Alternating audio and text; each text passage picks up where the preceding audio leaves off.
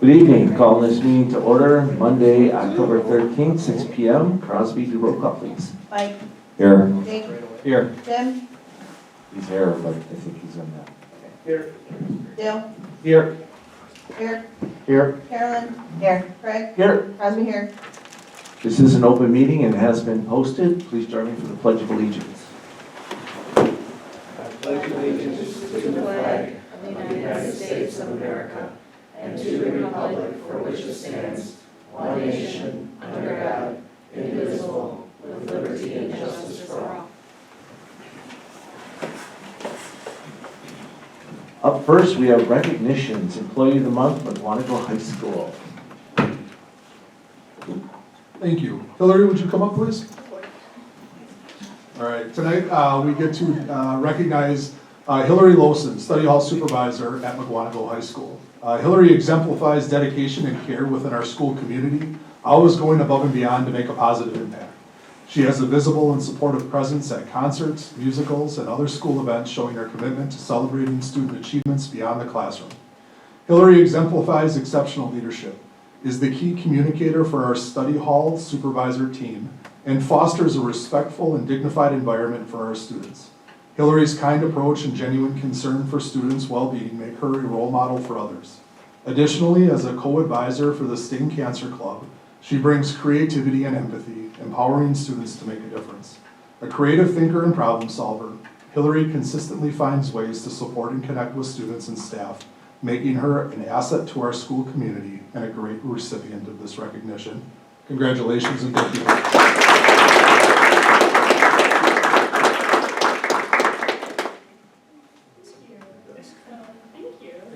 Congratulations, Hillary. Thank you.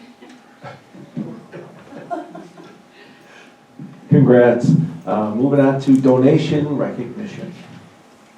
Thank you. We would like to thank the Generac Foundation for their $1,000 donation to the school district.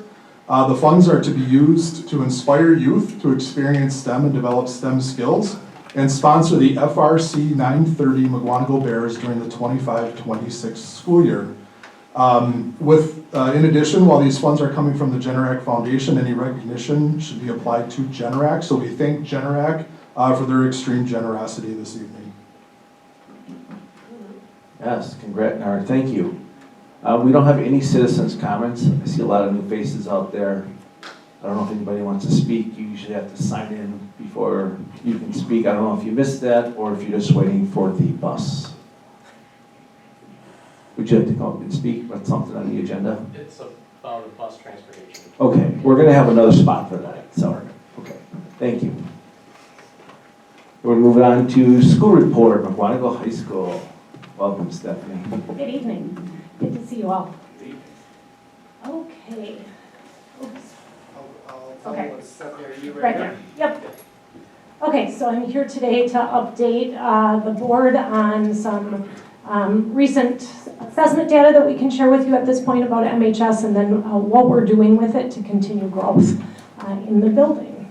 So we can now share that our ACT composite score for the 24-25 school year landed at a 21.9. So we set last year a composite goal that we want to get back to a 22 in the building, and we set that kind of as a 3-year goal in the building, and at the end of this year we landed at a 21.9. And so you can see, I put up there kind of some timeline data. Highest score that we've gotten since the 2018 school year, when the composite score was at a 22.2. And so then, thank you. Excited, a lot of hard work for our staff on that. So I also broke down just so you can see when I'm talking about some of the school goals, where we landed in each of the categories. So in the English, which is greatly a grammar usage test on the ACT, we were at a 21.3, which is the highest in the history since we have been doing the statewide test. And I think it's important to recognize, again, we're always trying to look for the why. We don't want to, at MHS, be throwing putty at a wall and seeing where it sticks. I try to tell the staff anything that we're asking you to do. I believe it's research-based. I believe that there's going to be a path to growth for our students based on this. And so what we can trace for this is that during my time even as Director of Student Learning, we started to leave the workshop model that the district was following for high school English, which I thought was not necessarily teaching kids the skills that they needed to be taught. And so we started teaching grammar and vocab again, very systemically, some would say traditionally, but we just started teaching it again. And I think you can see the results in that when we started teaching it again, our kids reacted to that, and we're seeing the growth there. And so we, 3 years after starting to develop the plan, we put a committee together that started putting together a grammar curriculum for our high school. And then we had grade levels really digging in. We've got a great junior English team that regularly tracks how the students are doing and reteaches skills that we know that they're not succeeding on before they get to the ACT. And we get excited when we know what we did and we know it equals growth. Because again, it's not throwing things at a wall. We know when something is working, which is really good to see there. The ACT in reading then, again, we're at the highest point that we've been at since that 2018 mark when we got the higher composite score, but definitely like the trajectory we're seeing for our reading score in the building and some of the work that we're doing around that. Math, we are not at the place that we were before, so we are definitely continuing to dig into math. We are on an uphill climb, no doubt, from around the 2021 school year.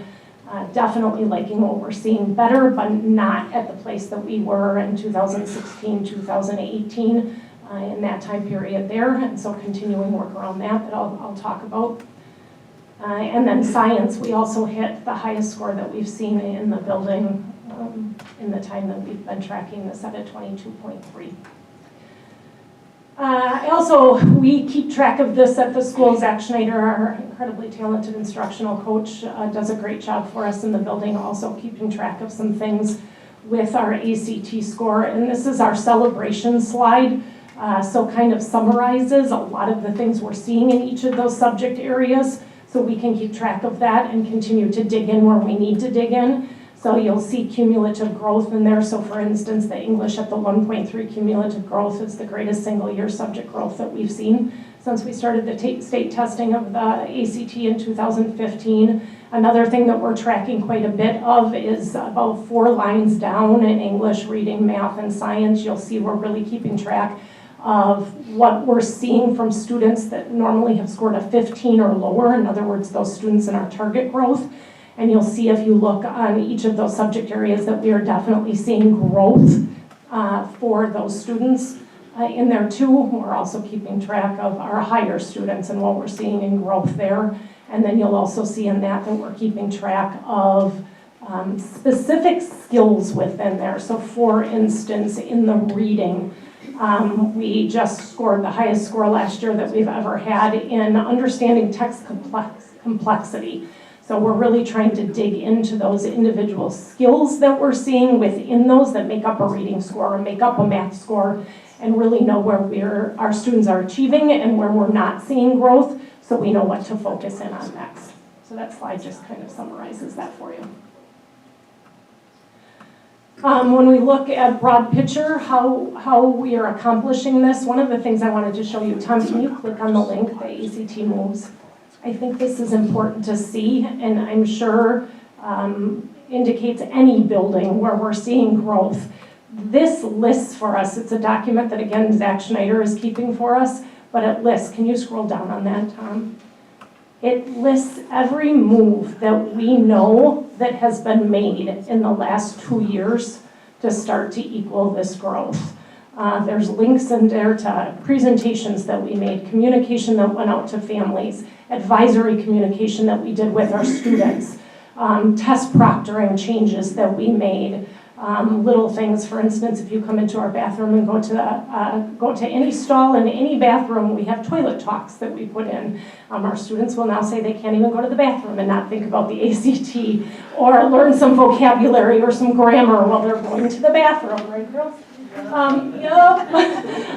So little things like that we put in, but I think it's important to recognize we get this one chance, every school gets this one chance to sit in front of you guys and talk about the growth, and sometimes I think it can seem simple, and I guess one of the messages I want to leave you with tonight is it's not simple, that there's a lot of singular moves that go into growth, and to make sure that you know that it is a huge effort for every adult in that building. So Hillary was just recognized as being a phenomenal study hall aide. We just made a change to our study hall structure, and we are asking them to pay attention to what the kids are doing a little bit more in study hall, because when the wrong kids are taking breaks in study hall and not getting their homework done, we need to have some conversations during that time. And so it is an effort that everyone puts in, from our administrative assistants to our study hall aides, to our teachers in the classroom, to our counselors who are making some key changes. And so that document just kind of reflects that and reflects the next place that we want to go with that. As far as moves that we want to take the time to thank you guys for, moves that you maybe didn't even realize that you were making that were going to help this. Definitely, I believe that adding the instructional minutes back in our schedule is a huge thing that leads to us starting to make the movement that we want to see in the ACT score. So thank you for supporting that move. That's PCD policy. If you talk to almost any single one of our teachers in the building, they will say that the attention span of the students and the attention in the classroom is huge to making sure that we're seeing growth in students. We're not fighting anymore with something that's pretty powerful for them to look at instead or draw their attention instead. I know that hasn't been popular with all of our students, but I'm here to tell you it's been a good move. Definitely improving staffing of things like our interventionists and our instructional coaches. About 2 years ago, you moved what was a pandemic move to bring in math coaches, and improved our secondary coach staying. And I definitely know you will see the results of that when you look at the middle school math scores, and I think you'll see that soon in ours too, that having Alyssa around has been really key to helping to coach our teachers and helping to formulate a plan for our math scores. When we got rid of our flex period, bringing in staffing math and writing labs, we now this year have a math teacher in the math lab. Last year we had, I should have looked up the number, I don't remember, but we had well over 1,000 students visit our math lab. And we definitely think that's key to one of the things I'm not even talking about here as we talk about ACT scores, but is our failure rates in the building, and we are plummeting failure rates in the building too, and feeling very good about that. Hoping that indicates that our kids are learning more, but definitely that staffing in the math lab has been huge, and our students having a place still to go without the flex being there. In some ways, I think better than the flex being there, being able to stop by those math labs and get help. And then finally, approving any curricular resources that are standards aligned. That's been key to also the switches happening. So as far as this year then, we have 2 goals that we're going into this year with. One is that composite score of the 22, continuing to look at that. I've had some staff members say, what happens when we get there? I can tell you I'll be sitting in front of you and we'll just be jacking that up at some point in time, and look forward to the time that we can do that. So the plans that we write are within the first 90 days. So these are some action steps that the high school will be working on the first 90 days of the school year. Right now our teachers are all, in fact they are due on Wednesday, writing SLOs, which is their goal, their data goal basically for their classroom for the year. That are skills aligned, and then we are working on making sure that we are using formative assessments throughout the year to make sure that we're really tracking the growth of each of these students, and that we are reacting, most importantly instructionally, when we see that a student is not learning or growing with us. We are continuing to do professional development in the building around formative assessments using data that we're seeing, and then definitely instructional moves that we're making, again, when we're seeing that students aren't growing. So that's a lot of our professional development we're doing in the course of the first 90 days. We do use something called Methodize, which really is in many ways a test prep program, but also a way for us to help goal set with students and to track where they're at with the 4 categories in the ACT. So we continue to use Methodize. That 4 years ago was used in the high school, but was used during Flex. We've now moved that into the core content areas. We think that's been a really good move for the building and for growth. So it's our English teachers talking to them about how they're doing in English Methodize, and our math teachers in the Methodize, and we think that's been a good move. This year, we disbanded the ACT committee because we felt like after 3 years of an ACT committee that group had taken us where we needed to, and we had embedded some changes in the building enough. We no longer needed that committee to be kind of the brain trust of what we needed to do to start moving ACT scores. And we have now added a freshman transition team. We're not, when we looked at our data in the building, what was screaming to us still is we need to bring in our freshmen differently. We need to bring them in differently instructionally. We need to bring them in differently in just how we're preparing them to be high school students. And so the first 90 days, what this team is really concentrating on is note-taking of all of our freshmen in the building. And then we are also concentrating on organization and study skills. So if you would have a freshman in the building now, we're trying to teach them to, with our schedule that we have, talk to them very intentionally about when they're choosing to study for certain things and when they're not, and how they decide which 6 classes they're going to get ready for and how they're going to prioritize things. So we're no longer in the building trying to say, well, they've got this, or parents are teaching them how to do this, but say we're going to bring them in and we're going to teach them how to be students that we need them to be in the building. So we're talking a lot about those things with our freshman teachers in the building. If you would have been with us last Wednesday, freshman teachers were all pulled to look at their practice pre-ACT data and then concentrate on some of these things. We reset some behavioral expectations. So one of the things that our data was showing us is that we weren't pleased with the number of tardies in our building, and obviously we would be concerned with that because if students aren't in the class ready to learn when the bell rings, then they're not going to be learning the way that we would like them to grow in the building. And so we added music. We call it the musical minute at the beginning. Our bell rings to let the students out of a class. And instead of just ringing 5 minutes later, at 4 minutes, music starts to play in our hallways. It lets them know they have 1 more minute to get to class. Really fun to watch on the cameras because you literally, if you're watching a camera, you can see the students starting to walk faster. Or if you're in the hallway, you'll hear students say to each other, oh, I can't make another lap with you, I gotta get to my class now.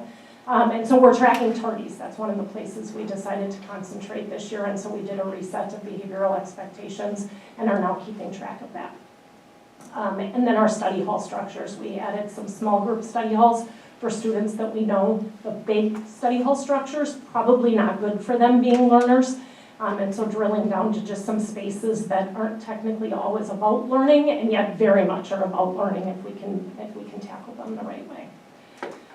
And then our second school goal continues to be about, we really didn't shift from last year, continues to be about parent communication. Lots and lots and lots of research to show the better we can collaborate with our parents and our parent community, the more we're going to see our academic scores go up too, and the happier that our students are generally going to be in our building.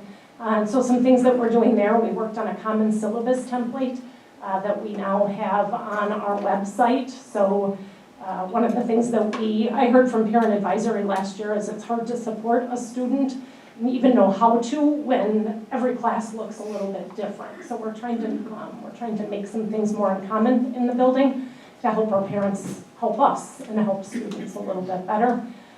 We continue to work on positive contacts with families, and so we're continuing to track and do those in the building. we have added this year communication before major assessments. And I know there was a little bit of an uproar, a little bit on social media recently that I saw about communication from buildings. The parent advisory group at MHS, when I met with them last month, was super, super clear that they're very happy with the communication coming out from MHS. We're trying to make it to not a mandatory Friday necessarily, but before you have a major assessment, please reach out, let the parents know that assessment is coming, give some advice on how they should help their student, or what they should see from their student as far as studying is concerned. And then so I got one recently for a Spanish class as a parent, and there was also a link in there with, hey, you could have your student click on this link and go in and study verbs for this most recent test. So to do some things that way. Communication from the high school has been outstanding. Wonderful, thanks. I got a lot of those positive notes too, so Good. great job. We're going to do invites coming up to parent-teacher conferences, parents that we really would like to come in and have some conversations about growth and learning. And then we are working really hard on our website. As far as communication, Ryan Bice is our LTS. He's done a great job. He came into our parent advisory, one of the last ones of the year last year, and we went into this year with some definite things that we know that parents would like to see communication on better. And so our most visited page to date for the high school this year is our homecoming site. And so we are trying to beef up, like right now we keep a tab on our page consistently for something that's relevant. So we had a homecoming tab for a while. Right now it's a parent-teacher conference tab, so we're putting any information on there, and we'll just continue to make that what we feel like is the most relevant, making it easy for parents to get to. So that's very quick overview of kind of how we're doing and goals that we're setting and work we're continuing to do at the high school. I would be remiss, as usual, to not thank the incredibly talented staff that we have and parents that are working with us, and of course our student body. We've got an amazing, amazing student body at MHS. And sometimes we probably don't give them enough credit because it's easy to complain about teenagers this day, but I don't have a lot of complaints. We've got a really amazing student body working with us. Any questions for Stephanie? I just want to share a story. Last night I was out and about. I met a senior, never met him before. And of course they relate my son to what I do. And he's like, oh, you're on a school board? And I'm like, yes. He's like, so you're the one responsible for taking away the phones, right? And I'm like, oh boy, here we go. He sticks out his hand and he goes, I want to personally thank you. He said, my focus is there. You changed my life in this way, and my grades are reflecting it this year. He's like, thank you.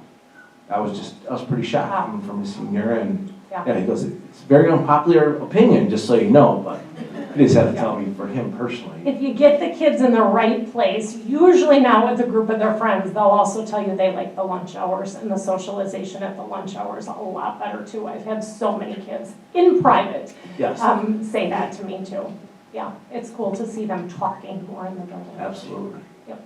Well, congratulations, great teamwork, and Thanks. it all starts at the top too, so congratulations to you too. Thank you. All right, have a good day. Thanks.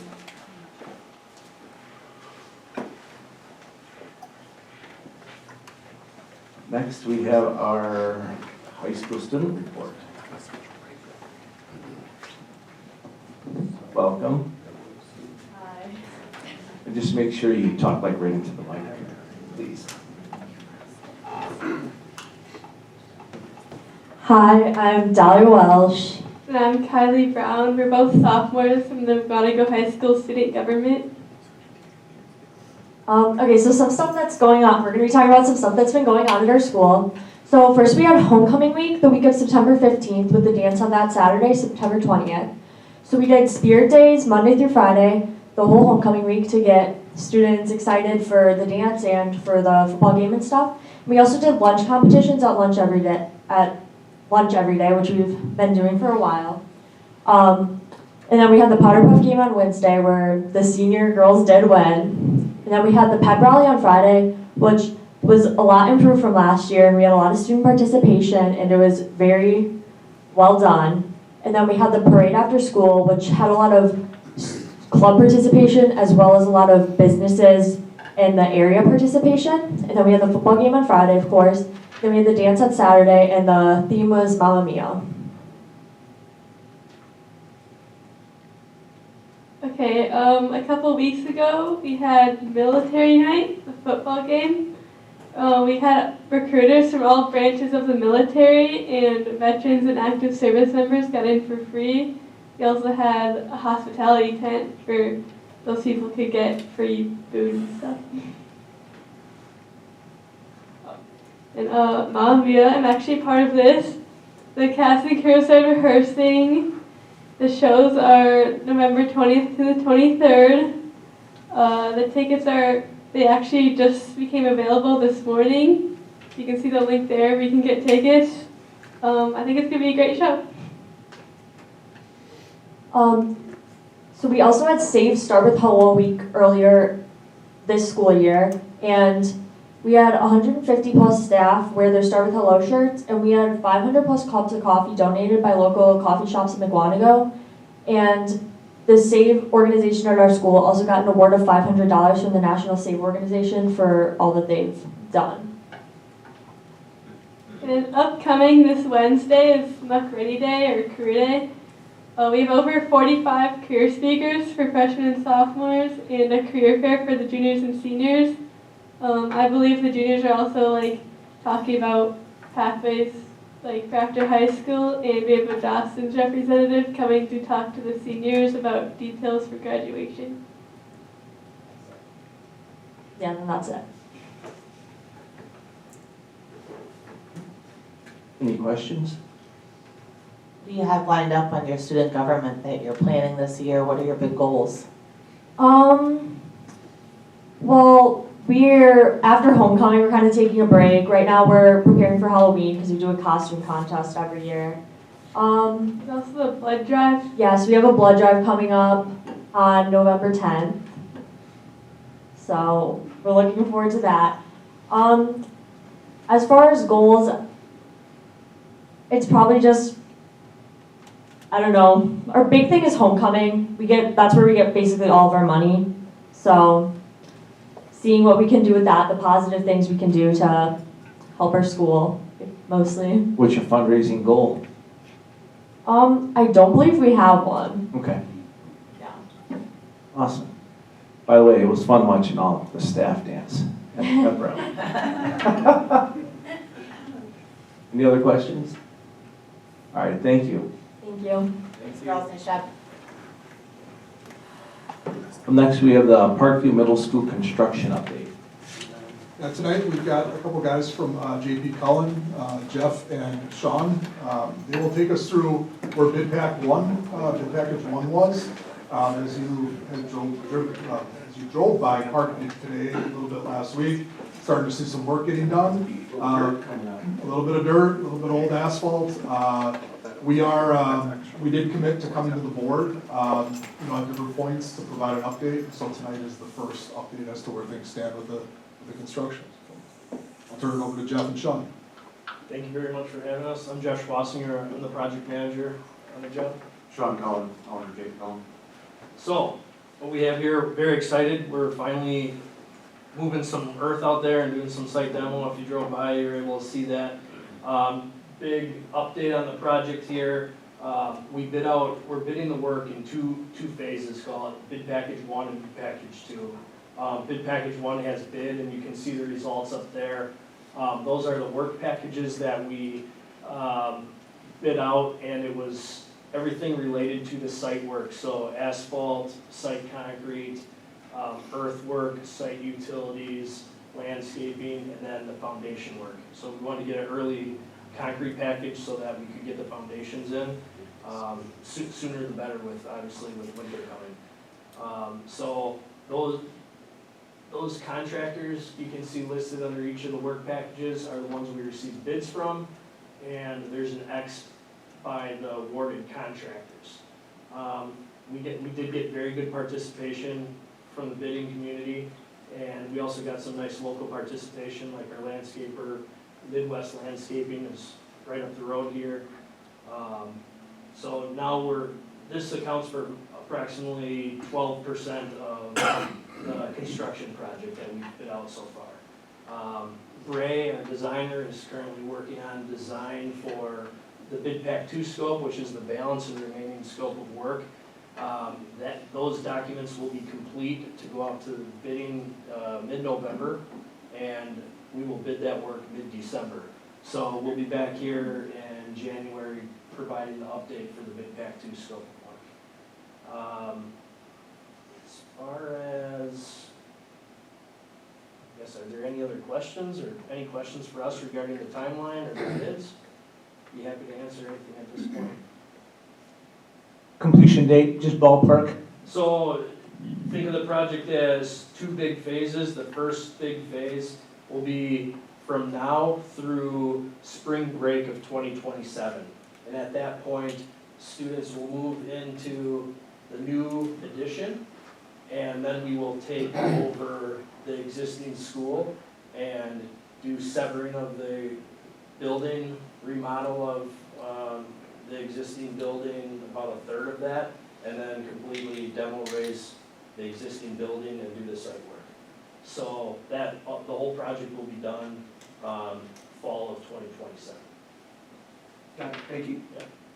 And then what we have here, the second, and this is just a financial snapshot following our Bid Pack 1.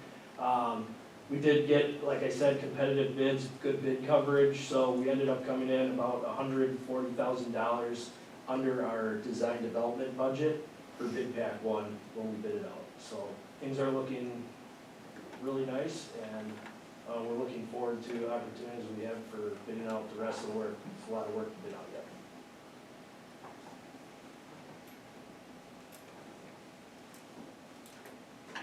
Any other questions? Eric? Something that jumped out at me was the hazardous material testing and abatement. What type of hazardous material do we have in this area? So the district has engaged a consultant to test materials in the building, and that will be a package that gets bid out with the Bid Pack 2 scopes of work for abatement and demolition. I think it's, from what I can tell, minimal from the documents that I saw. It's like sealants and some mastics, but very little, which is a really good thing. So we're talking about asbestos. There is, yes, there's some asbestos. Any other questions? All right, thank you. Thank you. Thanks for having us. Thanks, guys. We're down to consent agenda, looking for the approval of the school board meeting minutes of September 15th, 2025. Any questions or comments? And none, those are approved by consent. Up next, we have policy 5530.01. So, yeah, over the last month, we've been reviewing the random drug testing. I'm going to ask Christine, she does have listed under student services, to pull up the presentation. We took the questions that were asked last month at our board committee meeting around drug testing, and we went back to answer those questions, to provide updates as to who is doing this, what they test for, what families could request, and then we just wanted to make sure that we put some parameters around the conversation, so that we understand kind of like what you have a right to and what you don't have a right to, particularly when you are a student in our school district. So with that, I'll ask Christine to go into the presentation, and then we can have further conversation about the policy. Okay, so I'm going to take you, my purpose tonight is just to set the stage, so take you from the very beginning of the process through the end of the process. As Joe alluded to, I did take whatever questions had come up at the last discussion and embedded those in. So if I don't address them by the time the presentation is over, then let's continue to have that discussion. So I just started off with just reviewing the student selection process.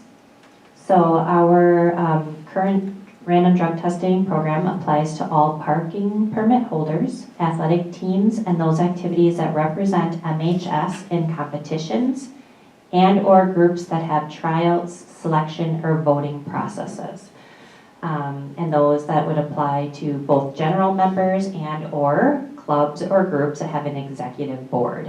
So underneath are some examples. Again, those are all WIAA athletic teams, plus the cheer, dance, field hockey, and ski.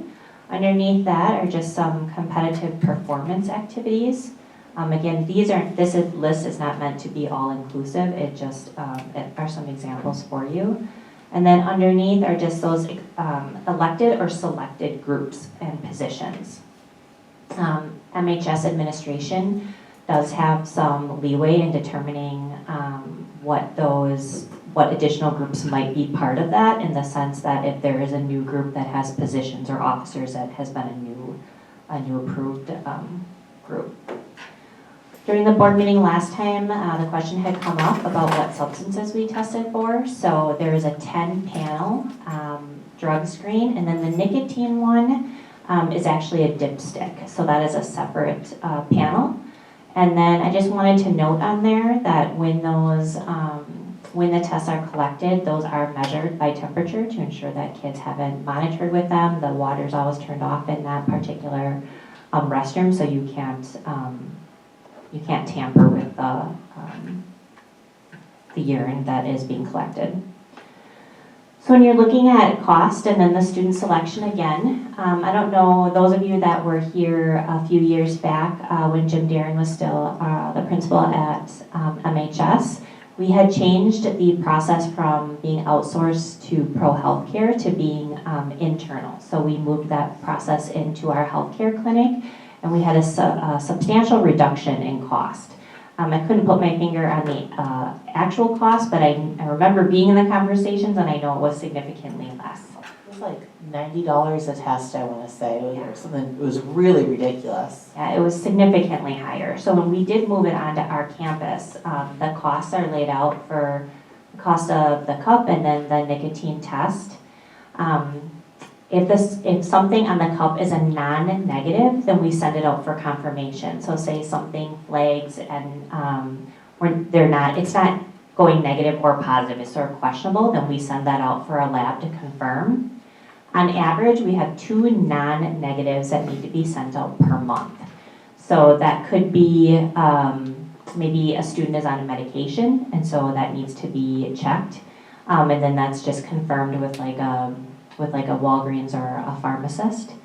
And then if we have a potential positive, we send that out overnight to Noble Diagnostic Labs.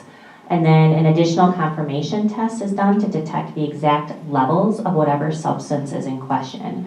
So this is an interesting piece of information, because when we do have students who are actively trying to not use substances anymore, that level is important, because as a parent or as a therapist, whoever you might be working with, we can watch that level go down. So say a student is actively using, a couple weeks goes by, it doesn't leave the system immediately, but you can see those levels start to go down, which would then have that evidence that a student is using less or stopping altogether.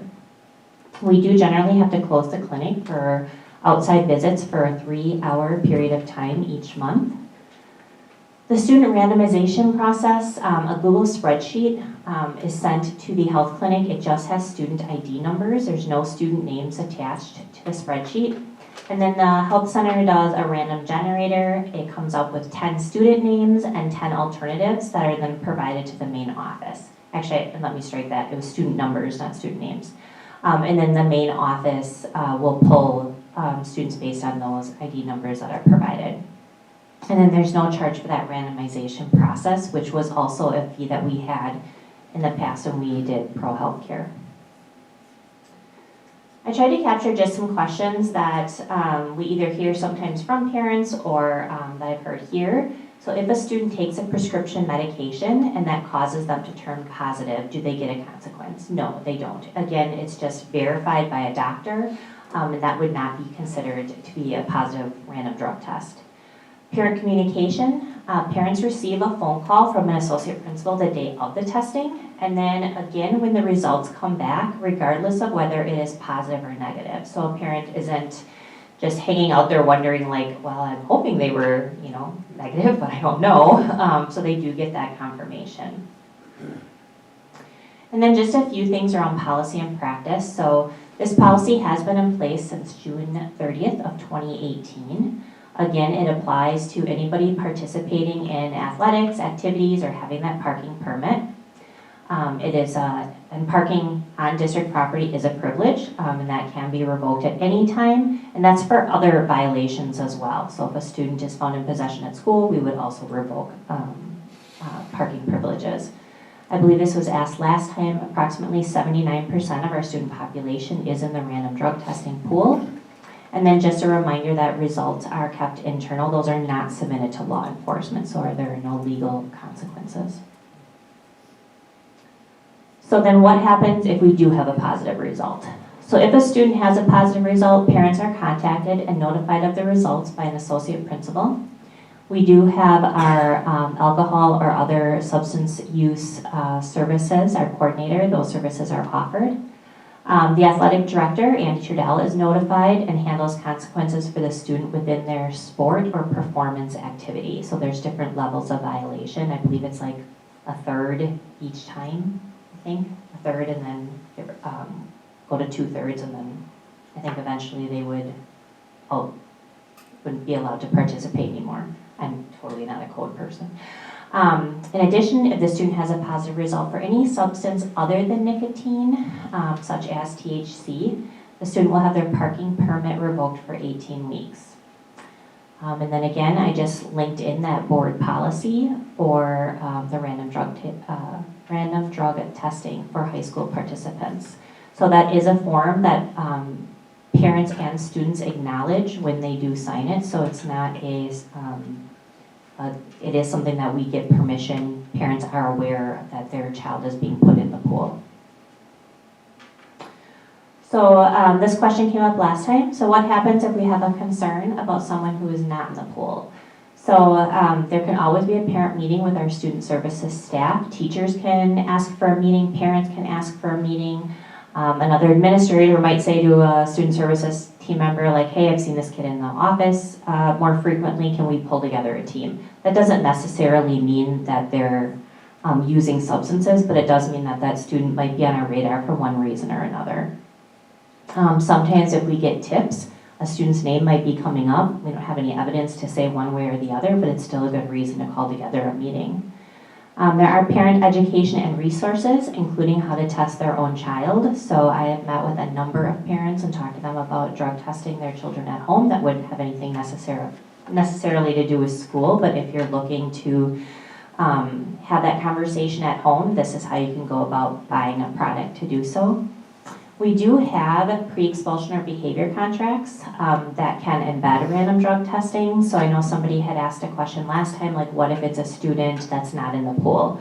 Well, if a student is caught in possession, we can embed that into the behavior contract that allows a student to come back into school. And then we cover the cost of that particular test. A parent could, I did touch base with Becky Halverson at the clinic. A parent could bring their child to the health clinic to be tested for a minimal fee if they have concerns. That's something that the board and Tom, we would have to come up, like, that we would be okay with that. She said it really depends on our practices and policies, and if we're in support of that, then that would be certainly feasible for them to be able to do. We did have a conversation about, like, we're not gonna, the health clinic doesn't want to necessarily be in a position where they're trying to get somebody in the door to be tested, and totally agree with that. I think there's just a difference between trying to test a student at home versus going to an actual clinic and having to take a test. We do have the Care Solace referral process that we can always use. Parents can use that on their own, as well as we can make a referral in district. And then we always work with outside providers in the county when applicable to support students and the family. So if a student does have a positive and that's on our radar, we can share that information. If a parent has a concern, we can also reach out to those supports that are already in place with the family. Or if they need those supports, what does that look like? So there was a question about how do we respond if a student appears to be super anxious about being pulled for a random drug test. And then can we make any accommodations? So a lot of times, a student will come to get random drug tests and they'll say, I just used the bathroom. Probably one of the most common things I think I heard during the time when I used to do the random drug testing process in my former life. And students are always given a bottle of water to drink, like not trying to get them to do something they physically can't, right? And so are given water. Students are called down to the office and then they meet with their associate principal. And then students can ask any questions that they have. They call the parents together and then parents can ask any questions they have. And then they head down to the health clinic. As far as, another question came up around what other districts around the state are doing testing. So Oconomowoc tests extracurricular students along with parking permit holders. Pewaukee does the same, except they're looking to expand into the parking privileges. They pull 13 students. I didn't see what Oconomowoc pulled. I believe Muskego pulls 15. Arrowhead and Waunakee also do drug testing as well, and I mentioned that Muskego does. They also test for steroids in Muskego. That's an additional panel we do not test for here. Oak Creek Franklin has random drug testing. They started in 2019.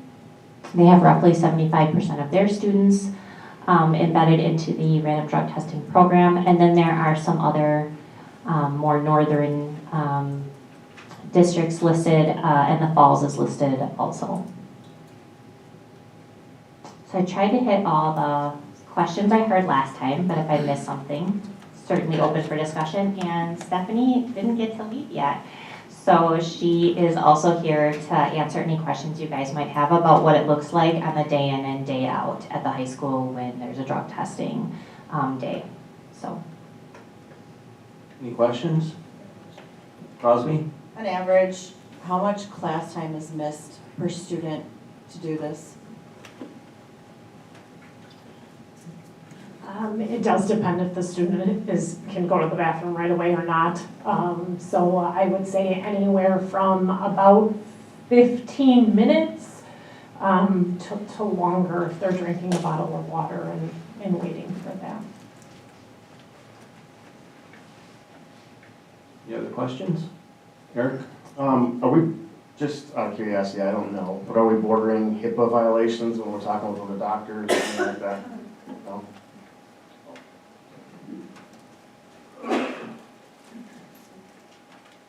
Any other questions? Me personally, I have a problem with parking and submitting drug tests for that. It's public parking, paid for by the taxpayers. I don't think our staff are subject to this, are they? You're subject to the drug-free work environment as well as a drug screen at the beginning of their employment. So just for parking though, do they get subjected to random drug tests? That's their employment that is, so they're So every year, there's a pool of staff members that get pulled for random drug testing? no, they're at time of employment, they're drug screened, and then they're bound by the drug-free workforce policy. They're not randomized on an annual basis. That's just one of my problems with there, is just the parking. Since you're parking on public property, you gotta do drug testing. I don't know, I just think we're really invading people's personal lives too much. That's just my opinion on that part of it. Can I jump into one thing there? Sure. I guess I also have a concern. We have had students that have tested positive enough. I don't want them driving in our parking lot because it's not safe to all of the rest of the kids.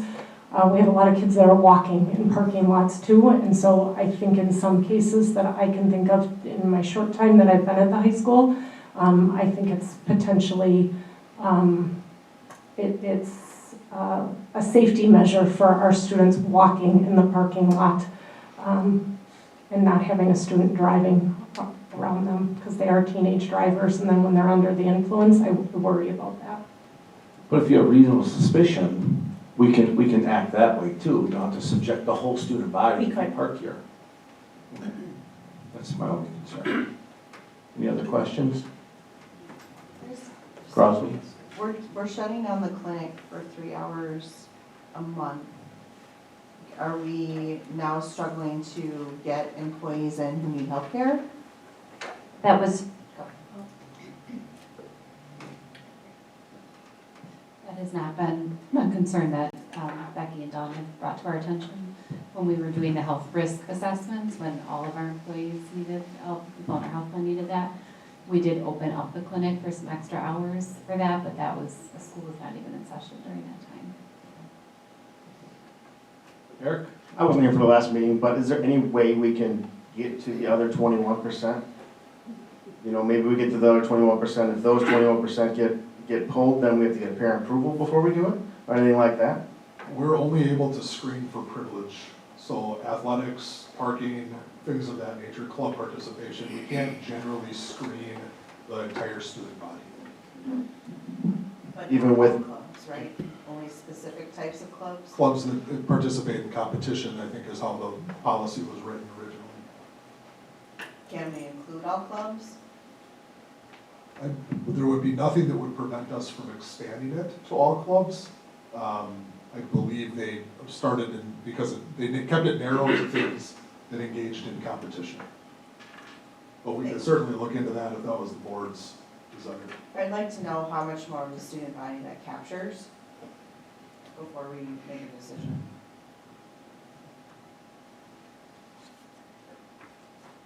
Any other questions? Mike?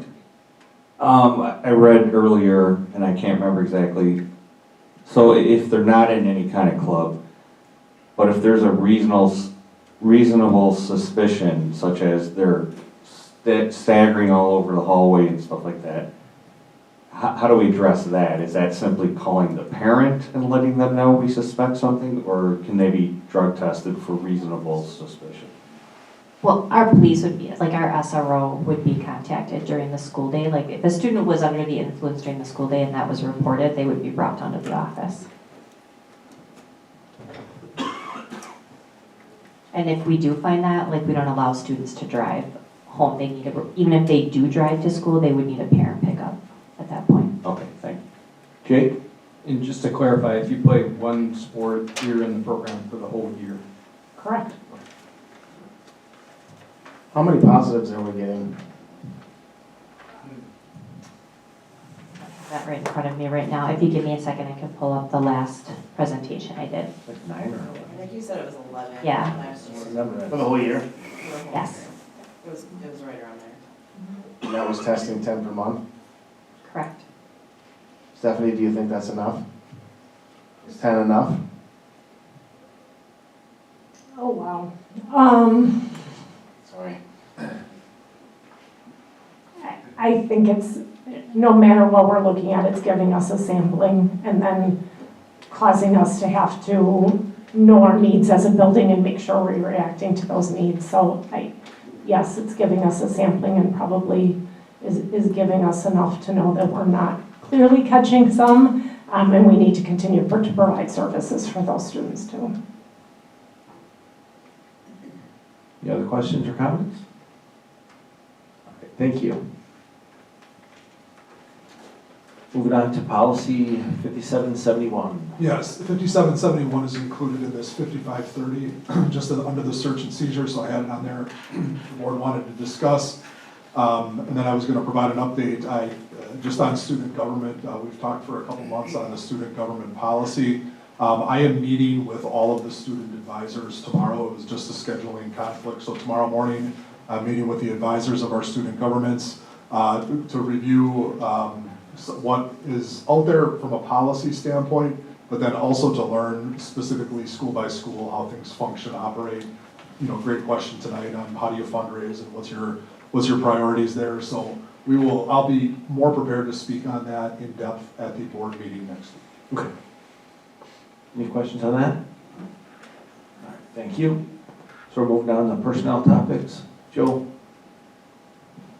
You go with the 2 and 3? Well, hold on, were we going to talk about policy, the red line policy, 5530?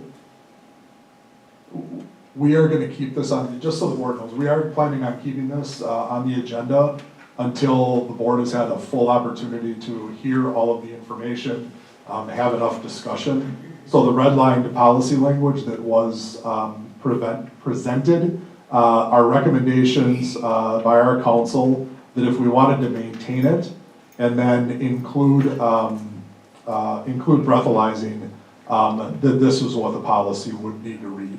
So we wanted to provide background up through tonight for the board and then talk more about policy down the road. But happy to answer any questions tonight if possible. Yeah, I just have one quick question. I know obviously my kid's a sophomore in high school, and every time he goes to a football game, he gets breathalyzed. So at no point do we have a policy that states that that can be done until this gets approved. So we have had past practice that students attending dances and athletic events, football games, would be breathalyzed randomly when they showed up. What we learned was that we would need to change our policy for that to happen on a random basis. That doesn't preclude us if we had reasonable suspicion from pulling a kid aside, which we would glean either from how they're acting, what their breath smells like. And then, so we have paused the random breathalyzing at the sporting events until we have a policy discussion to then re-engage that and reinforce it. Got it. Any other questions? Thank you. Moving on to personnel topics. Calendar. All right, so we have two drafts of the calendar that were presented in this memo. And so we're looking for the board to just give us a little bit of feedback. We have the administrative council that has looked at these two calendars. Our teacher advisory has looked at these two calendars. Our parent advisory will be looking at them this month. And so I highlighted just some of the key differences between the two. So in the first draft of the calendar, we would require an exemption from the state, which we know we will qualify for because it is a construction exemption. And the reason we would require that exemption is that we would be starting school before September 1st. In this calendar, I would say one of the other biggest differences is that we have 6 full days of instruction before September 1st. And a total of 10 professional development days for staff. In the second calendar, we're looking at adding instructional minutes to the school day to accomplish what we need to accomplish. So the Department of Public Instruction says that you have to have X amount of minutes per grade level each year. And so to accomplish that, if we start school on September 1st, and end before Memorial Day, which is the goal. I talked about that last time, that to allow the construction company to do what they need to do to get school up and running, the new middle school up and running. We want kids done by Memorial Day. And so in the second draft, to accomplish that, we had to add 15 minutes of instructional time to each level. And so I've got the regular time and then the proposed new start and end times. In this calendar, again, one of the biggest differences is that there is a lot, 16 to be specific, professional development days for staff. And so something that I think we need to consider is the instructional time looks the same in both calendars. So the time is not any different, but that time is spaced out differently. So we're looking at 6 full days of instruction in calendar 1 versus 15 minutes tacked on to 174 days in calendar 2. For the 27 then 28 school year, depending on which way the board, I think, favors. So if we favor the additional minutes, then for the 27-28 calendar, we would also look at maintaining that additional minute structure. If the board favors the first option, what we would look to do is seek a waiver. So the DPI issues waivers, and we would likely qualify for that waiver to again then start school before September 1st for the 27-28 school year. And then we would end again that first week in June. Our teacher feedback, I would say, is really favorable toward ending school early. However, for this first calendar year, if we do that, it is a little bit of a shorter summer because they're ending first on June 11th, and then we have them again coming back on that August 24th. So, feedback is welcome.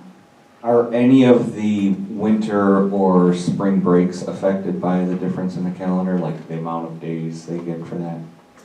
No, so we did in the 2026-27 calendar account for, you heard, and I'm gonna forget his name, the project manager talk about that teachers will move into their classrooms when they get back from spring break. We did account and built in a professional development day, the day after they get back from spring break, the Monday after Easter.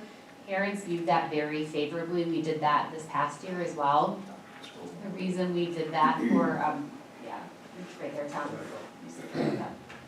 Tom. So in April of 2027, we did build that in for teachers to just, again, get settled into the new building. That was feedback that the teacher advisory had was, we're gonna be coming back after a spring break and have to, you're right, be set up in our new classrooms. There's always gonna be, right, a little bit of chaos there. But otherwise, no, our spring break and our winter break, we try to align with other Waukesha County schools, and so that will continue. Rachel, what's your opinion? Which one? I think they both have pros and cons. I think that the first one offers the best outcome for students in that, again, 15 minutes spread out over, and Stephanie's nodding, so I'm glad she's nodding and not shaking her head. I was asking you next. I think 15 minutes spread out over, right, if you look at the middle school and the high school, it's 2 minutes a class, right? That to me is far less impact than adding 6 full instructional days. I also think that those 6 days, when we start to talk about AP tests, when we start to talk about some of those things, that instructional time is just coveted. And I think teachers can capitalize on that far better than adding 2 minutes. I think that that's a lost time. Thank you. Jake? But option 1 is probably only possible for 2 years? No, so the waivers, so year 1, we would qualify for what's called an exemption. So the exemption is based on the construction cost. DPI also allows you to apply for a waiver. And one of the reasons that you are granted a waiver is for the, you incur transportation costs. And we incur, I want to say undue, not undue, what's The comment is undue financial burden due to the differences in start time between our public school and then the parochial schools. We start running buses for parochial schools before the public school does. If we could get that in line, we would be able to realize some savings due to the transportation costs. So we have to make a good faith effort to talk to our private schools and say, any chance you want to start on September 1st? The likelihood of that happening, right? It doesn't happen. It doesn't happen. And so that's where that waiver comes in. So we could apply for that year after year. And if, in fact, as you look at where September 1st falls, a lot of districts are actually moving in that direction because most Wisconsinites want to be done with school that first week in June. So no guarantees, but highly likely. Highly likely, yeah.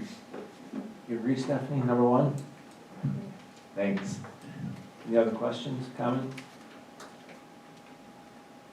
Nope. I will bring this back then in November for, again, hopefully approval. Once we get this in front of our parents, we do need their feedback. I want to make sure we have their input. So we covered the board resolution, early start date. Nope, so then that's a separate, well, I mean, kind of yes and. So the board resolution then, so when we go to seek that exemption, in order for us to qualify for that, the board needs to pass this board resolution.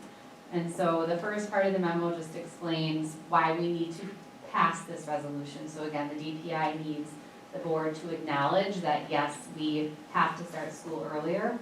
And then the second page where the whereas begins, I felt like I was writing like a declaration there. I said to John, like, we need to double check this.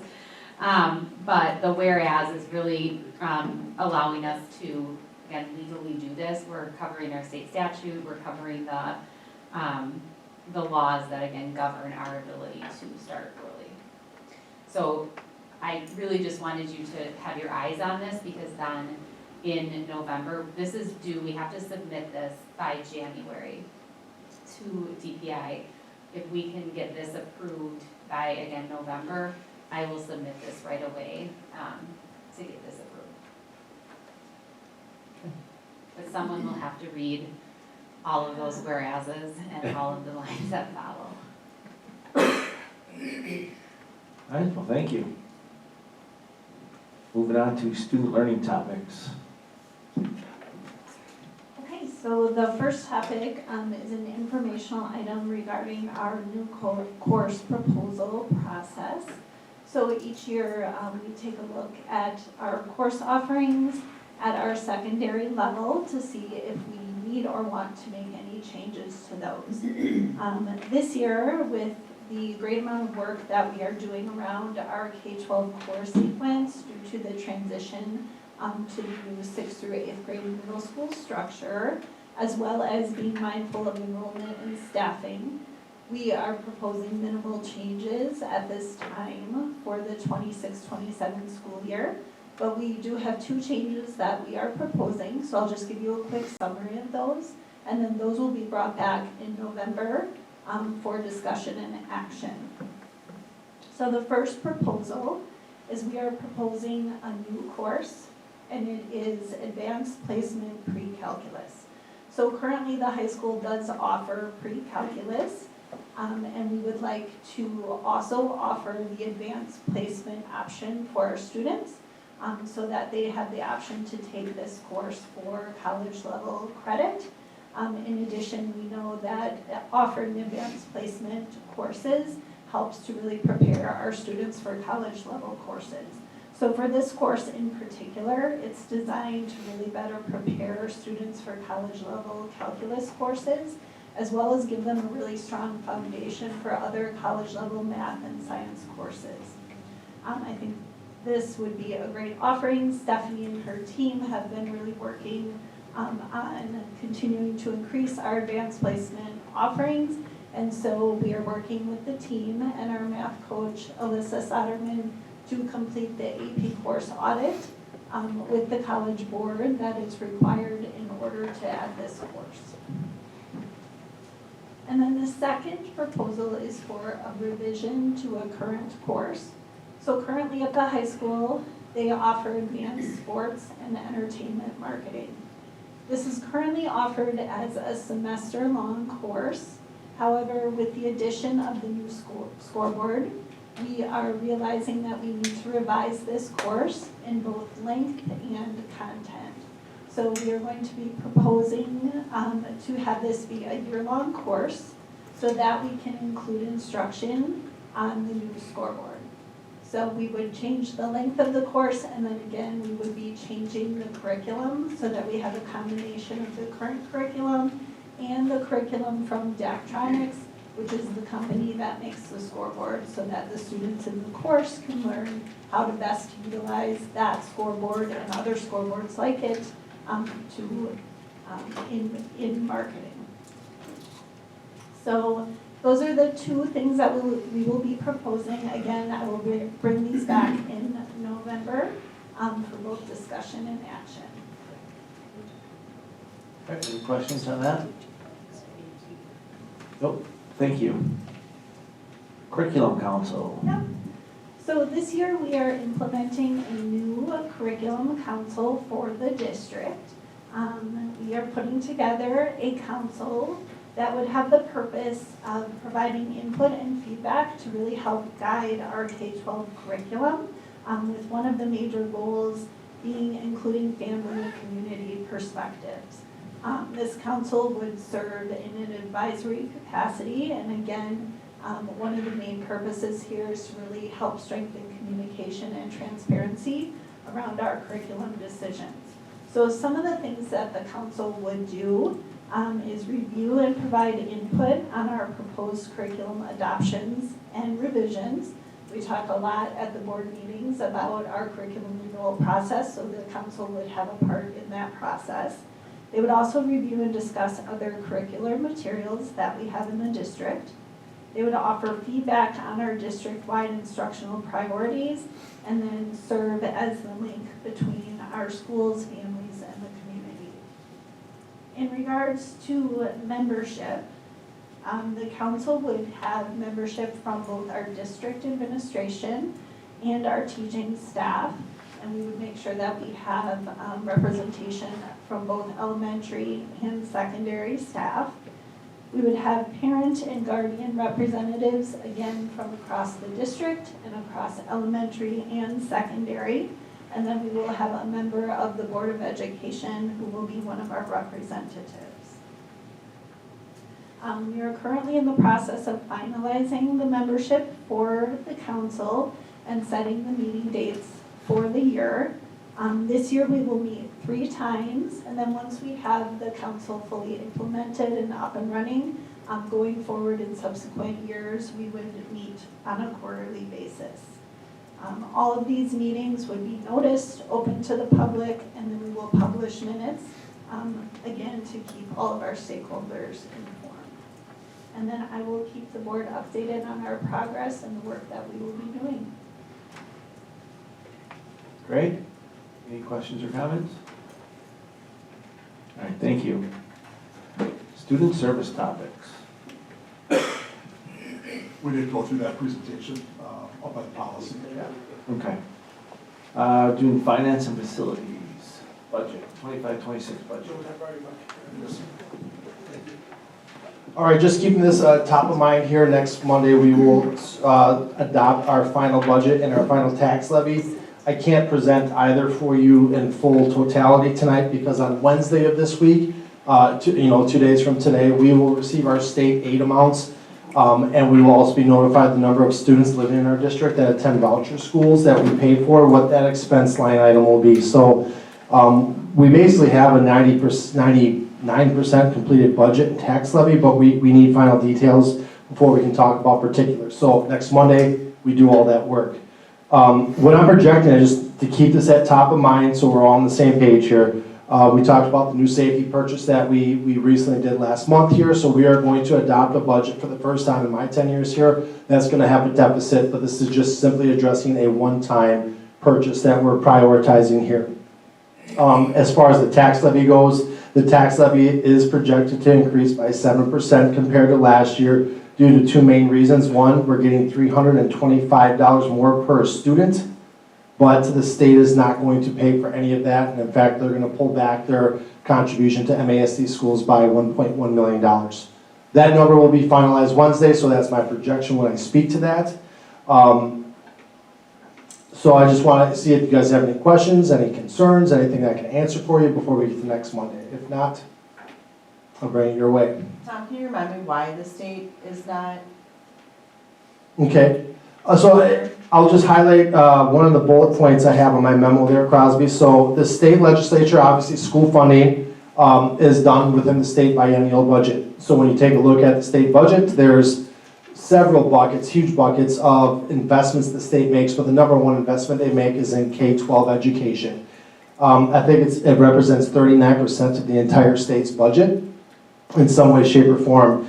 The state legislature froze how much money they put into the K-12 general aid pot, and that's unprecedented, as I'm told. Now, I haven't studied every biennial budget in our state's history, but the word unprecedented has been brought to my attention since at least 1993 when state revenue limit laws were enacted. So in a sense, I'm going to make my suggestion as to what I think happened. In the 23-25 state biennial budget, Governor Evers, they approved for a $325 increase in 23-24 and 24-25. He used the magic of the veto authority to make that indefinite through the year 24-25. So call that what you will, but it is what it is. The state legislature said, fine, school districts, you can have $325 for a couple of 100 years, but we aren't paying a nickel of it. You're going to get it from your taxpayers. So one of my comments is, I think, you know, the impact is going to be funded by local taxpayers.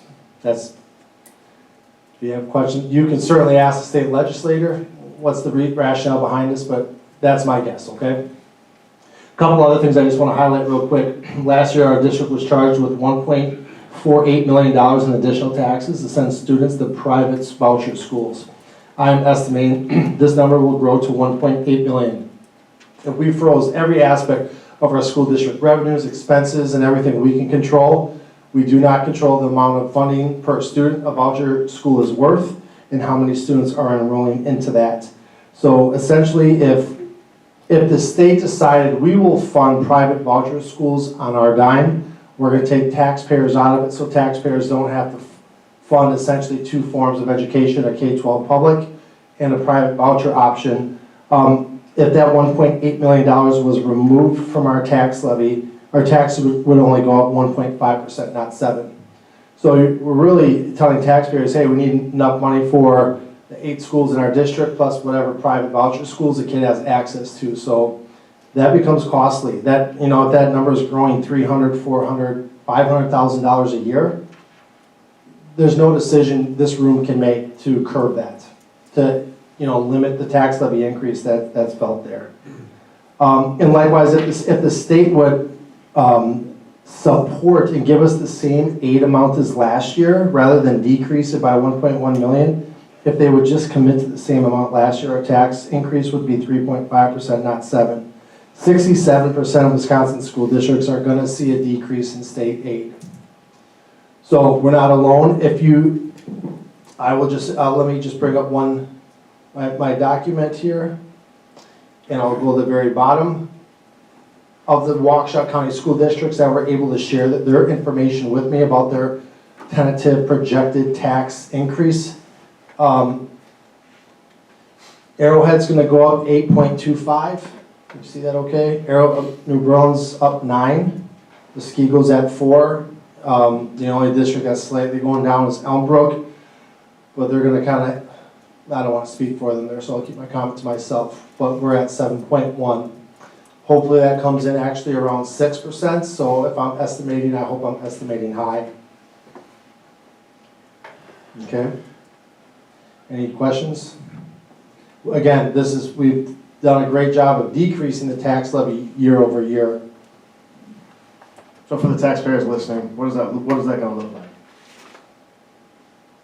Take your tax bill for our taxpayers listening right now, if you take a look at last year's tax bill, to the average taxpayer, there's going to be about 4 components of your tax bill. It depends on obviously your school district. Everyone will be a resident of the MASD. Some people will be residents of the town of Ottawa. Some will be town of Mukwonago. Some will be village of Big Bend. Whatever municipality you live in, those taxes can go up or down. We don't play any role in that piece of it. That's definitely municipality dependent. Everybody, for the most part, will be paying into Waukesha County. We do have a sliver of the village of Mukwonago that lives in Walworth County. So based on your county of residence, most everyone's in Waukesha County, so there'll be a county tax levy and a Waukesha County Technical College tax levy. If you're in the Walworth side, you'll be subject to the Walworth County tax levy and then the Gateway Technical College tax levy. What I'd say is typically the K-12 portion is about 70% of everybody's tax bill. The other 30% comes from those other pieces. If you just look at the K-12 tax levy and you increase it by 7%, yeah, that's what I would tell people. Take a look at last year, grew up by 7%. The other 30% of tax bill, I guess I can't speak to that. I'm not aware of any other municipalities within our district that have done referendums for fire personnel safety reasons, so I don't think there's any major pieces there. Obviously, if a municipality did a reevaluation or an assessment, that can at times push things up or down, but again, we don't control that piece. So, did that answer your question there, Eric? Okay. All right. I still project that our mill rate will decrease from last year to this year. So as the impact of the tax levy relative to household values are still really extremely strong. So relatively speaking, the tax impact is less than as compared to house valuation and growth there. All right, that's all I got. I guess on that topic, that is. The next thing I'll bring up then is third Friday counts. Sorry, my computer's moving just a little slow here, but I wanted to bring an update on third Friday counts. We, unlike other Waukesha County school districts, as I bring this up, I'll share with you what other districts are looking like. Elmbrook and Hamilton are the two districts in Waukesha County that are experiencing some growth. So if, there we go, we take a look at that screen there. Everybody in red as we compare the 21-22 school year. This is counting the full-time equivalent number of district residents over a 5-year period here. So Arrowhead's down 11.3%. In the last 5 years. You can see Calmoraine at 9%, Mukwonago at 7.3%, Muskego at 7.68%, Oconomowoc, Waukesha similar. You can see basically for the most part how this looks. So we're not alone, we're not unique. I think every community ultimately is having a major slowdown in move-ins and purchasing of houses, again with house values being really high. We've talked about that here at this level. When we take a look at head count, so this now we're including open enroll in and open enroll out, our story really just remains the same. So we were over 5,069 students in 21-22. We're at 4,704, so down 365 total students. Typically what we're seeing right now is that we have 600 students that open enroll in and 300 that open enroll out. I think we're about on the 4th or 5th consecutive year of those numbers basically occurring. All the loss of head count is just resident students. So we don't have a lot of folks moving in at this time. But we're not alone, and this is really kind of, for the most part, a Waukesha County phenomenon. Any questions there? Okay.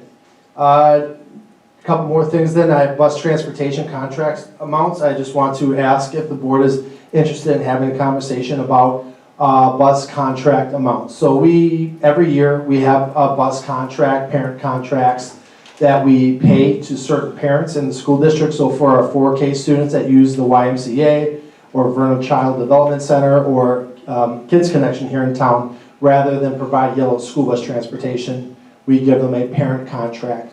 That parent contract amount this year is $767. That's the average cost that we paid to have students on a yellow school bus last year for those students who took school buses. So we basically find what's the average cost for a student in 24-25. That's the reimbursement rate in the following school year.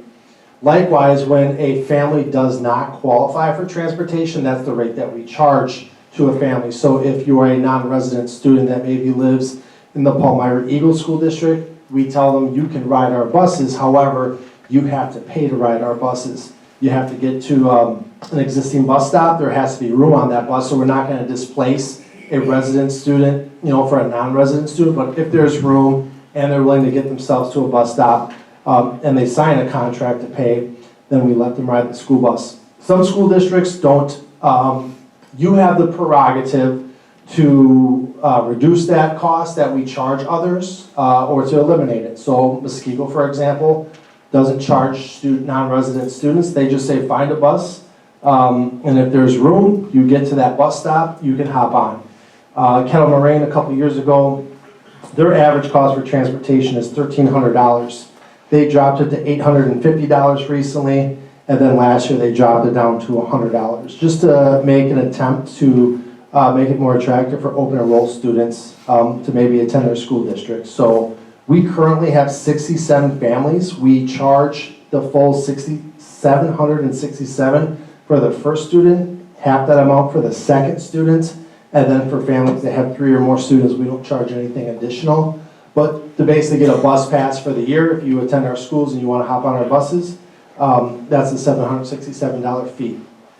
Other districts, as I just said, don't charge that. Are you guys, do you want to take some time to think about that? I just bring it to your attention right now. We've had a request from a parent to say, would you consider waiving this cost? That's why I'm bringing it to you tonight. This ultimately generates $60,000 in revenue for the school district as it currently stands. We get less money when they open enroll, correct? Yes, correct. So we currently, resident student, we get $11,650 in revenue. It's around $10,000 and change for an open enroll student, correct? I'm good at leaving it where it's at. Anybody else? What's your suggestion, Tom? I've only had one parent ask about waiving this cost. So with that being said, it's not a popular, hey, can you take care of this? I told the parent I'd bring it to you. I'm doing that now, but I guess I would agree with Dale. I'd leave it as it is. You can always bring it back later if you guys hear from other, voters, people in the district. If you hear more feedback, let me know. We can revisit this anytime, okay? Carolyn? Is there a correlation? You said the cost that we're charging open enrolled families is the same cost as that transportation contract amount? It's the amount. It's the amount we pay to those that we pay a parent contract to, and it's the amount we receive when somebody wants to ride our bus. So it's like a universal amount, whether you're paying us or we're paying you, it's $767. How many parents are we paying to drive their kids to school? So basically it affects two groups of families. It affects students who are in the 4K program that attend a community partner site, right? We don't run yellow school buses to those. And then we are responsible for providing transportation for students that attend private schools. So basically there's 4 bus routes that go to Christ Lutheran and St. Joe's in Big Bend. And there's enough students and it justifies the cost to create a yellow school bus route for those schools. If there's a very small private school, so like Nature's Montessori comes to mind, I believe it's out on County Road E. There's not enough students there where they would say, give us a yellow school bus. If they only have 8 students, and I'm making that number up, that cost would be huge on a per student basis. So there's some financial protections to say, hey, you don't have to buy a whole yellow school bus. But there's a handful of students that attend private schools where we say, we're not buying a yellow school bus, but we will pay you the parent contract amount. So I think students at St. James, students at the Montessori school, and I'm definitely missing a couple others that aren't coming to mind right now. So we do pay some private school students the parent contract amount rather than providing yellow school bus transportation. So we can choose to pay them less if we want to choose to pay them less? No, we couldn't choose to pay them less. We have to pay $767, but you could reduce the $767 for what we're charging others. You could voluntarily take less money in hopes of maybe getting more people to attend MASD schools if you chose to. Do you think that would increase our enroll? Because I think that would be great if it would. I don't think that it would, to be honest, because I think people are making the decision to attend our schools not because of access to transportation, but because of what we're offering inside our school walls relative to what they have as an option wherever they live. I don't think busing is the reason why, or lack of busing. Right. You have 600 students that are coming with these current rules in place, so would that become 620 or 650? I don't know. Any other questions? All right, thanks. Sure. What's transportation appeal? All right, yeah, we have a transportation appeal tonight, so I'll explain it here, what we're looking at here. So I believe, is Mr. Callen? Mr. Callen is the individual that's here tonight with the appeal. I'll explain the route. I believe this is an elementary in appeal, correct? It's with the high school one standing as a temporary thing, that would just be a... Okay, so I'm going to just kind of walk up to, let me just, bear with me for a second, guys. All right, here we go. So you got County Road NN is at the top. We are on the southwest corner of County Road E here, at County Road NN. So if you're headed towards Eagle, you're headed that way. This elementary Route 33 enters in through, heads south on Jordan Trail. It stops here. It comes down further south, stops here, comes all the way around, and makes a stop right here. Some of these students in the pink dots that you see are assigned to the bus route, but based on historical riding practices, some of these students do not use the bus route, okay? Let me just retract one thing here. I know the bus stops here and here. Let me just grab my print off here. I think there's a third stop here, if I'm not mistaken. It's right at the bottom of Joshua. All right, yep, here we go. Sorry about that, guys, I apologize. So the bus travels south here, stops here, and then it comes back around and it stops here. The request is to move the stop from this point here down to this stop right here. Now, when we create our stops, we try to make them centralized. So the original decision to place a stop here was to allow these students to travel up here. And then there's 3 students here, including a student as young as 5K that would travel there. I denied the request because moving the stop from here down to here would require this family to walk down and continue on down versus what I thought was this is centralized. I don't want to ultimately, I'd love to help these families, no doubt, but not at the expense of making a 5K student walk that much further. So my decision was to leave it as is right there. Yep. For the 2 families just south of NN on the right-hand side, the 2 dots. Yep. They have to walk down to Joshua right now, so then the proposal would be they would have to walk all the way down to that cul-de-sac, or like right where We have a stop that's up here at the top then. Yep. So basically there's 4 stops in the neighborhood, 1, 2.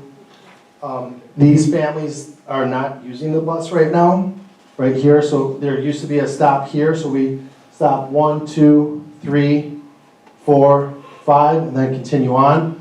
There's no need for this stop right now, so we just have 1, 2, 3, 4. So that's my rationale for what we did. Craig? So in the past, we've changed bus stops for safety reasons. This is just convenience, is that correct? I would categorize this as convenience, but I think Mr. Callen might feel differently, so maybe if you want to hear from Mr. Callen. I mean, it's up, your call here.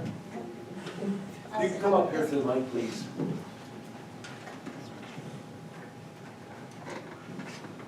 Good evening. Good evening, thank you. Talk into the microphone, please. Better? Yes. Okay. So there are a number of reasons why we requested the stop. Me and my wife, give a little background. We have 7 children of our own, 6 are bus riders. We have 2. How many? 7. 6 are bus riders, school-age children, and then we are housing 2 foreign exchange students as well. And then there is a request that was put in for that bus stop on the top where the 2 students, Jericho and N, come in, that was granted for the other bus stop. So we have high school kids and we have elementary kids that ride these buses. Recently there was a house that was purchased by the purple dot that is on Joshua. That's a hill that goes up that way. That has a registered, yes, there's a registered offender that's right next to that house now. So there's safety concerns that we have proposed and asked to be considered with moving the bus stop that would accommodate. There's actually 4 houses, because there's one that the family doesn't use, actually does use the stop over by Joshua and Jericho. They just drive their children to that bus stop instead. So we have, for the safety concerns, conveniences would be helpful, but mainly the safety concerns of those students that drive that would ride that bus. Our 3 younger children, the 2 children that live on the purple house, that's, sorry, a little bit north of where we live, because we're at that cul-de-sac, and also that corner of that cul-de-sac. So there's multiple reasons why we requested it, and it's been denied. The high school stop that has been temporarily changed because nobody rides that bus that stops at that same stop has been changed to our cul-de-sac currently, which is great, and we appreciate that.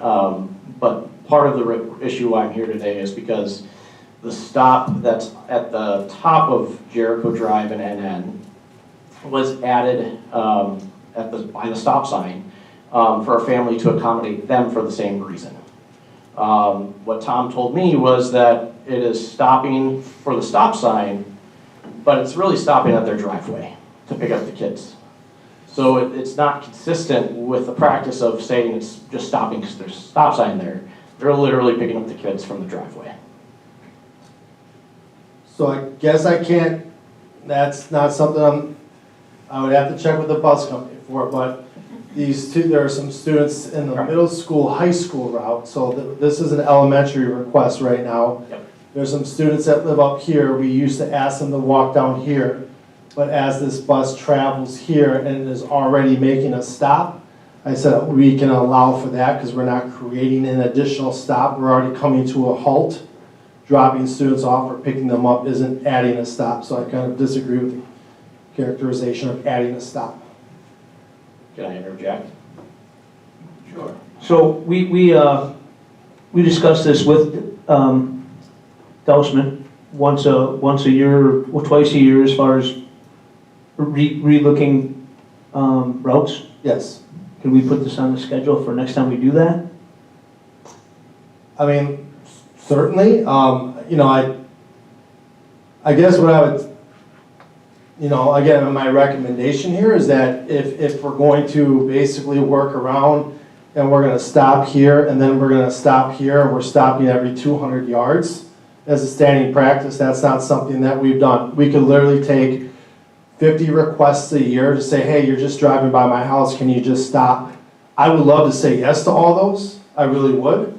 But there just becomes a practical reality of you have about 50 minutes between one bus route and the next to fit in everything you need to do and in covering 90 square miles. You know, the practice of saying, oh, we're just gonna allow this one. You're not gonna allow just one, you're gonna either do them all or not allow any. And that's, you know, there's neighborhoods where there's, you know, folks that, I don't know everybody's background in the school district, but maybe there's, you know, somebody that we have a concern with. You know, I guess I can't speak to all that stuff right there, and I can't design magical bus routes that goes door to door and does, you know, end of the driveway pickup for everybody that has a concern, and I certainly appreciate that. But I mean, this bus stop here is a centralized location for them to come to, for these guys to come to. And if there's a true concern about walking on the streets of your neighborhood, you know, taking your children to school is certainly an option as well. So I leave it with, you know, the school board to make the decision here, so. Go ahead. I guess, again, the stop at the top for the high school was added for that same purpose that we were requesting it. And it could be added. I've talked to Tom on Friday again and asked if it could either be changed, or I approached the topic of adding it, and the answer was no. I'm not adding a bus stop every, what he just said, 200 yards. It's more than that. It's a third of a mile to that bus stop from our house. So that's not what it is. That's not the nature that it's 200 yards away. And he already did it for the other family. That family was here and she left. That was Miss Youngbluth that was here, that was sitting behind me.